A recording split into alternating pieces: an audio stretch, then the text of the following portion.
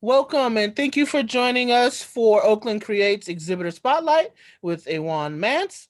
And Ajuan, can you give me your pronouns and your association with Oakland, please? Sure. I can use they, them, or she, her. Either is fine with me. And I live in Oakland and I teach at Mills College. Been in Oakland since 1999. Nice. And so, can you tell me a little bit about your art practice, why you started making zines, and what inspires you to make art? Yeah.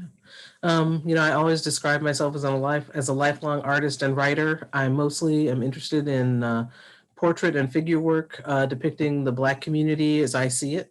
I started doing zines because I was interested in. I've always been interested in zine culture, and even from back in the '80s when I used to see punk rock scene zines, and so I thought it was a good way to be able to share my work, especially since I didn't have access to a lot of gallery galleries. So it was a great Nice. way to just to share. Directly with the people. Nice. So, can you talk a little bit about identity in your work? You talk about different the diaspora. You also talk about identity in other ways. Can you talk a little bit about that for me? Sure. I'm always interested in drawing the Black community. I haven't seen my experience and how I see Black people represented in very much media at all. And one way to remedy that is to portray Black folks as I see them. And I then started getting into Afrofuturism as well because I really like the idea of thinking of Blackness as timeless with an infinite past and an infinite future.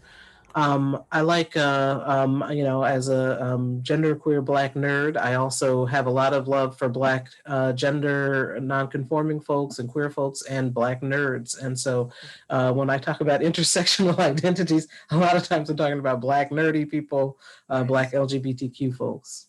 Nice. And can you talk a little bit about your the media you use? Because I remember when I first started coming to your shows, you did a lot of traditional painting and portraiture mixed with collage and assemblage, found pieces incorporated into your painting as well. And now recently I've seen you use not only collage but Photoshop and digital art, and you've made a unique way of meshing it all together. Can you talk a little bit about your choices there?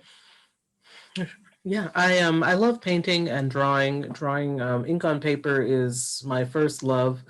But I've gotten more. I do acrylic painting, and I probably maybe 5 paintings a year, and I do love found object work. But most of my art projects now are based on drawing ink on paper and then scanning into Photoshop and using Photoshop and some other programs, sometimes a little bit of Illustrator to add color and effects. Digital collage is something that I'm very interested in, going outside and pulling leaves off the trees, photographing them, and then placing them in abstract ways to give a nice textural background, Cool. painting background and then scanning it.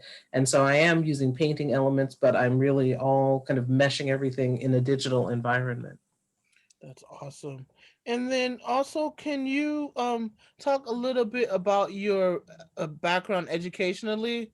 Like I know that you're a professor at Mills, and it's literature that you teach, right? English literature, and then Yeah. in American, is it American history or American? Um, oh yeah, African American literature and history. Yeah. Nice. And so, in terms of art education, did you go to school for art, or did you minor in art as well?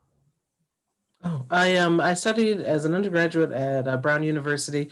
I did not study art at all. I did a couple of illustration jobs while I was undergrad and grad, just based on the fact that I drew a lot for fun. Okay. Although I did go to school across the street from Rhode Island School of Design, and I used to go to their dance club. I did not take any art classes at Nice. that time. So, just a couple more fun questions. Then, some people are finding them difficult. I think they're pretty amusing. If you, if you could only eat three foods for the rest of your life, which three foods would that be? Ooh. I think one of them would definitely be buffalo wings, Oh, okay. which I love. I've eaten buffalo wings at over 50 different restaurants. Oh, wow. Um, yes, I'm keeping tabs. And I would probably also include spare ribs, preferably St. Louis spare ribs, but I'd add my own sauce because Yum. I'm very particular. And then I really love okra. Oh, I cool. really love okra, so that would be my green thing. Nice. So, do you plan on doing any challenges? Buffalo wing challenges? Um, I am too much of a chicken for that, but I will say I did. I'll be 55 in about a year, so I'm thinking of trying to start. If well, it depends. If we can go out again, I would do 55 more buffalo wing restaurants by 55. Nice.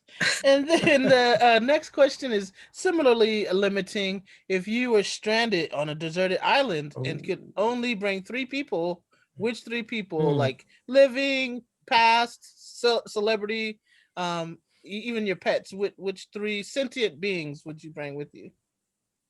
Ooh, that's hard. I'm gonna totally eliminate blood family because that's probably what I go for first. And Okay, there's more okay. than three of them, so I can't choose. But I would probably bring my fabulous partner. I would probably bring really interesting writer and scholar I know, Scott Poulson Bryant, also one of my good friends from when I was a freshman in college. And Awesome. I would also probably bring. I'm real selfish, so I'd bring my best friend from undergrad, who is Awesome. a teacher and educator and a field hockey player. Sweet. Well, that's round the all the questions I have for you. Can you give me your social media website if you have Twitter, Instagram, or how can people find you online? Oh, yeah. You can reach me at ajuanmance.com. And at the bottom, scroll to the bottom of the page, and you can find my Twitter and Instagram links so that you can get to me through there. Awesome. Thank you so much. This has really been fun. I appreciate you taking the time to talk to me.